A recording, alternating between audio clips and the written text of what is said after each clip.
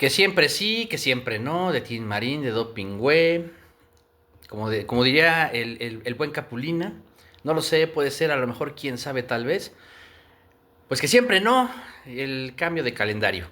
Fíjense que estábamos revisando algunos antecedentes interesantes. Solamente han existido algunos cambios de calendario escolar aquí en México. Esto se dio en 1966 cuando terminó de unificarse. Antes había un calendario A que pertenecía al centro y sur del país y un calendario B que pertenecía al norte y a la parte costera. Después vino el año de 1993 bajo el gobierno de Ernesto Zedillo. Aquí se firma un acuerdo que fue el 179 en donde pues, hubo un aumento, digamos, en los días de clase. Pasó de 180 a 200 días. De ahí, por ejemplo, pues sería hasta la pandemia de COVID-19, donde hubo algunas modificaciones calendáricas, ¿no? A nivel escolar. Me parece que, bueno, pues obviamente en marzo de 2020 cuando comienza, ¿no? Y bueno, pues tiene que cambiar todo el sistema digital, en línea.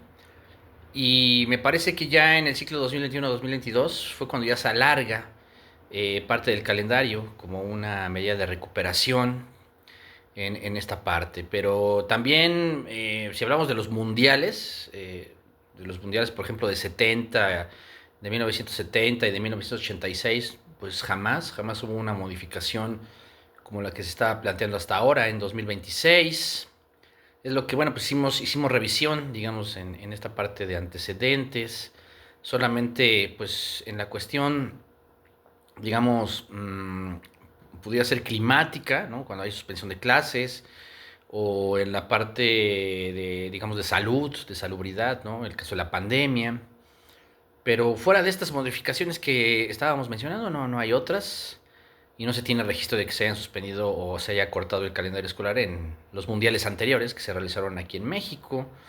Entonces, bueno, hay varias contradicciones, ahora que, bueno, ya no hubo modificación, o sea, se dio esta parte, ¿no? En la que, bueno, pues ya habían dicho que sí, de repente entró la presidencia de la República y mencionó hay que esperar, y de ahí, bueno, hubo otra reunión y ahora sí, parece que no va a haber ningún cambio, ¿no? La salida el término del ciclo escolar va a ser el próximo 15 de julio y se reiniciará ya para el 30 de mayo, ¿no? Digamos, perdón, el 30 de agosto de este año. Entonces, bueno, vamos a ver algunas contradicciones, sobre todo esta parte, ¿no? En donde se supone que hay un discurso desde la nueva escuela mexicana y pues está esta cuestión, esta práctica administrativa centralizada, ¿no? Entonces tenemos un primer punto que tiene que ver con la contradicción entre el enfoque comunitario y el verticalismo institucional, ¿no? En donde pues está la comunidad como núcleo de aprendizaje.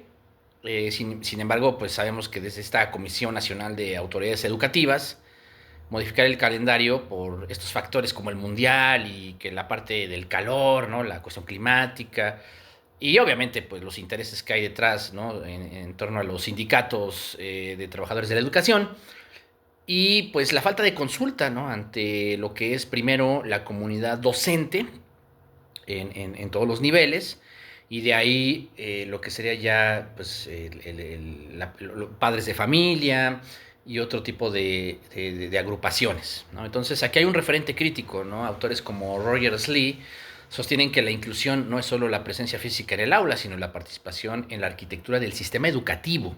Y esto tiene que ver con todos los actores que estén dentro de este sistema. Entonces, también hay un punto que tiene que ver con la exclusión de bueno, como lo mencionábamos, ¿no? Exclusión de padres de familia y el riesgo social que bueno, pues esto pudiera reflejar.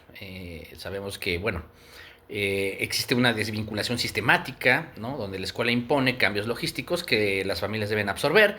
Y en este caso, pues hay una crítica muy fuerte, ¿no? En donde pues está esta parte, ¿no? Que mencionábamos con la parte de la equidad.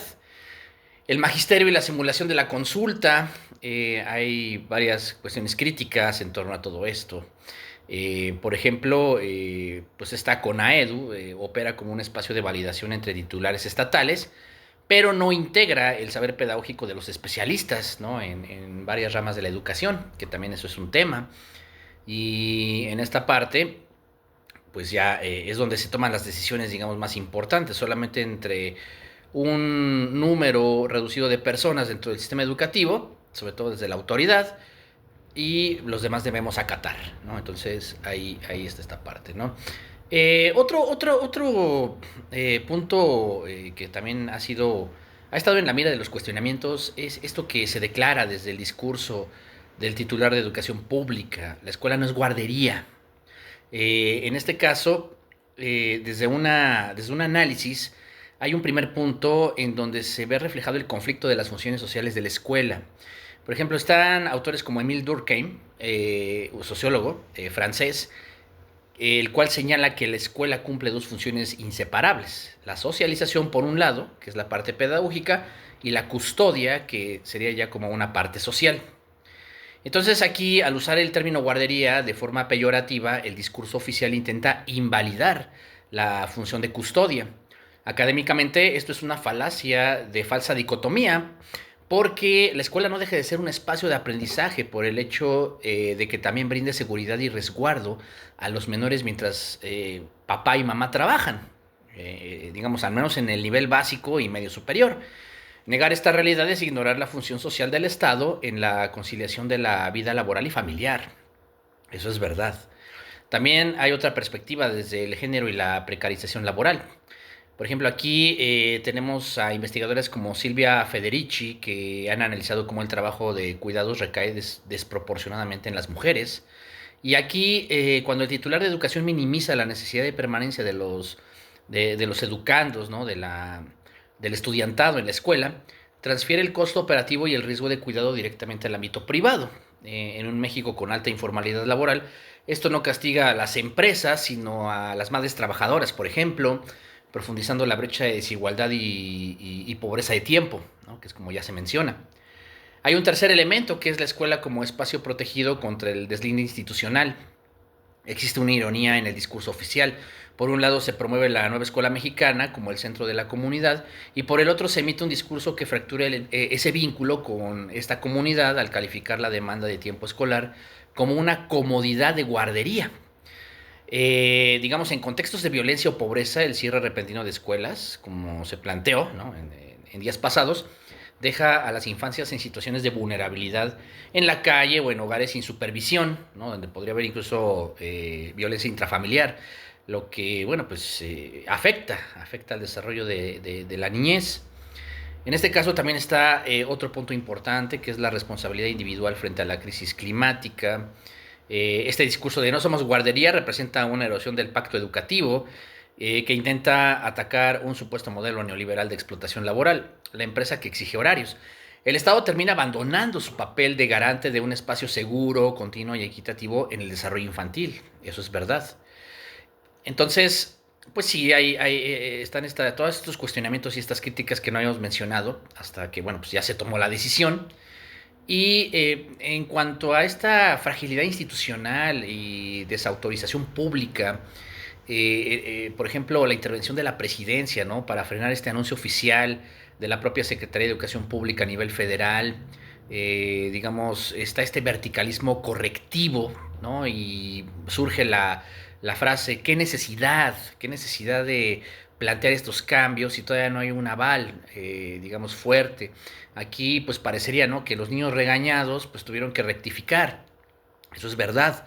En este caso, pues el Mundial 2026, la ola de calor como pretextos, la presión de los sindicatos educativos que están confrontados o que tienen consignas en contra del gobierno federal, y el costo de la exclusión, ¿no? Ya lo dijimos, al magisterio, a los padres de familia y a otras organizaciones. Entonces, en última instancia, pues esta rectificación final, pues no fue un triunfo de la planeación educativa, sino una medida de control de daños ante la indignación social de muchos sectores, ¿no? Y dejando a la estructura de la Secretaría de Educación Pública muy debilitada frente a la opinión pública. Eso es lo que, pues en conclusión, podemos emitir. Y tan solo queríamos comentar estos detalles que, pues sí, han sido el tema, por lo menos de las últimas horas. Y bueno, pues ya estaremos hablando de otros temas, por ejemplo, pues los desplazamientos comunitarios que lamentablemente se están dando en Guerrero y en otras partes de la República Mexicana por organizaciones del crimen organizado. Pero bueno, Muchísimas gracias. Bonita noche.